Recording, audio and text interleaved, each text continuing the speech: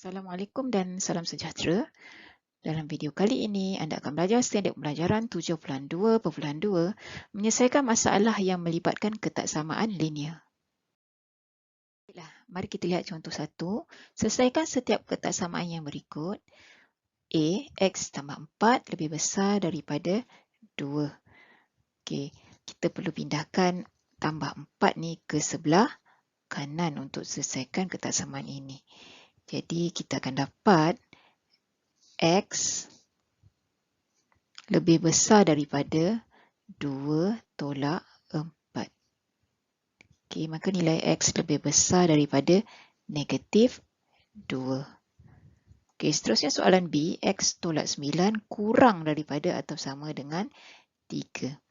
Apa yang akan terjadi? Negatif 9 ni kita akan pindahkan ke sebelah kanan. Operasi tambah yang akan berlaku. Okey, bila kita tambah dengan suatu nombor positif atau negatif, simbol ketaksamaan masih kekal samalah, tak perlu lagi disongsangkan. Jadi, awak akan dapat nilai X kurang daripada atau sama dengan 3 tambah 9. Maka nilai X kurang daripada atau sama dengan 12.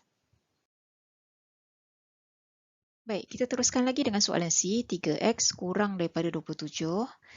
3X ialah 3 darab X, darab pindah jadi bahagi. Perhatikan di sini yang kita bahagi, bila kita pindah, nombor itu adalah positif. Okey, bahagi dengan nombor positif bermakna simbol ketaksamaan masih kekal sama, tidak perlu disongsangkan. Jadi, teruskan selesaikan, kita akan dapat X kurang daripada 27 bahagi 3. Kemudian bila kita selesaikan, X kurang daripada 9. Okey, seterusnya soalan D, negatif 2/5X lebih besar daripada atau sama dengan 2. Okey, perhatikan di sini, negatif 2/5X ialah negatif 2/5 darab X. Okey, operasi darab pindah jadi bahagi. Okey, ingat, bila kita bahagi ataupun darab dengan nombor negatif, simbol ketaksamaan secara automatik akan disongsangkanlah.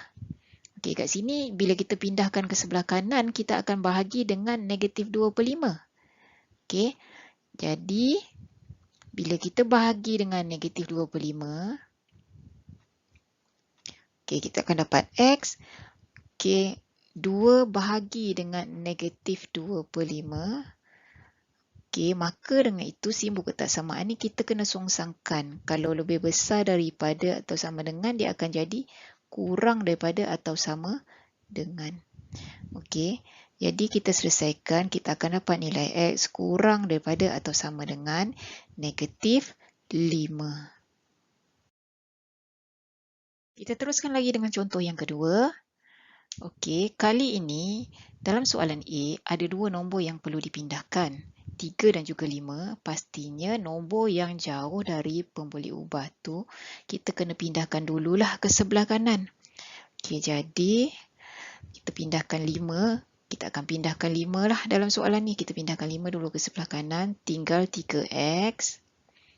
Okey, kurang daripada atau sama dengan 23 tolak 5.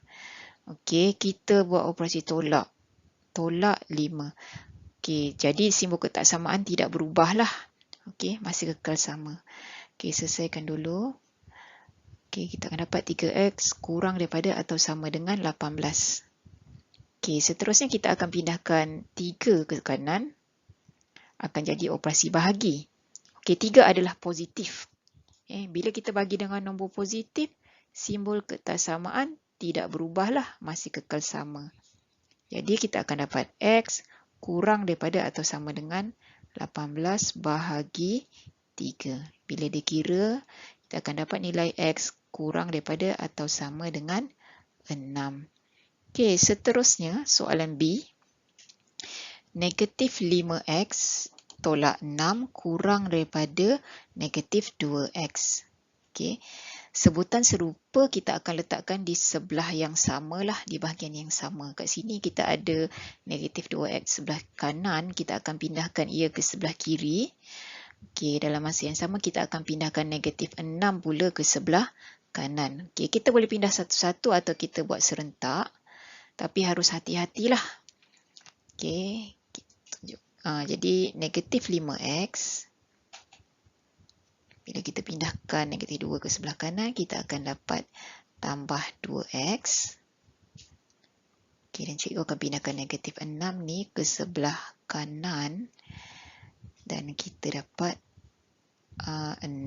Tolak 6 dia akan jadi positif 6 lah ataupun tambah 6. Jadi negatif 5x tambah 2x, kita dapat negatif 3x. Okey, kurang daripada 6. Seterusnya kita pindahkan negatif 3 ke kanan. Okey, dia akan jadi operasi bahagi. Okey, ingat kita bahagi dengan nombor negatif.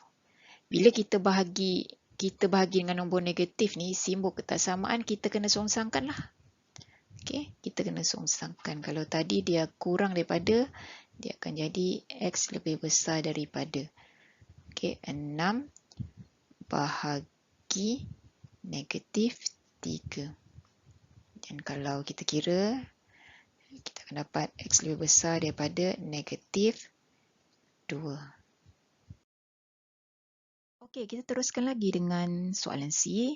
1 tambah x per 5 lebih besar atau sama dengan 4. Okey, dalam kes ini kita ada nombor 5 dan 1. Okey, pastilah nombor 1 tu kita kena pindahkan dulu ke sebelah kanan sebab dia jauh daripada pemboleh ubah x. Jadi kita akan dapat x per 5 lebih besar daripada atau sama dengan 4. Okey, tambah 1 akan jadi tolak 1. Okey, x per 5 lebih besar daripada atau sama dengan 3. Seterusnya kita akan pindahkan 5. Jadi x lebih besar daripada atau sama dengan 3 darab 5. Okey, maka nilai x lebih besar daripada atau sama dengan 15. Okey, soalan D. 2x tolak 7 kurang daripada 3x tambah 4. Okey, ada sebutan serupa kat sini yang perlu kita kumpulkan setempat. Okey, 3x kita akan pindahkan ke sebelah kiri. Negatif 7 kita pindahkan ke sebelah kanan. Kita boleh lakukan serentak tapi hati-hatilah. Sebelum itu, cikgu nak tegaskan sini. Operasi yang kita buat untuk pindahkan sama ada tambah atau tolak saja. Jadi untuk operasi tambah atau tolak ini tidak akan melibatkan sebarang perubahan terhadap simbol ketaksamaan. Okey.